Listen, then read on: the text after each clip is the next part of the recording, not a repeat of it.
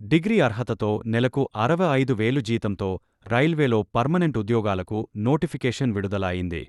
Degree అర్హతతో నెలకు 65,000 జీతంతో రైల్వేలో పర్మనెంట్ ఉద్యోగాలకు నోటిఫికేషన్ విడుదల అయింది. డిగ్రీ అర్హతతో నెలకు 65,000 జీతంతో రైల్వేలో పర్మనెంట్ ఉద్యోగాలకు నోటిఫికేషన్ విడుదల అయింది. డిగ్రీ అర్హతతో నెలకు 65,000 జీతంతో రైల్వేలో పర్మనెంట్ ఉద్యోగాలకు నోటిఫికేషన్ విడుదల అయింది.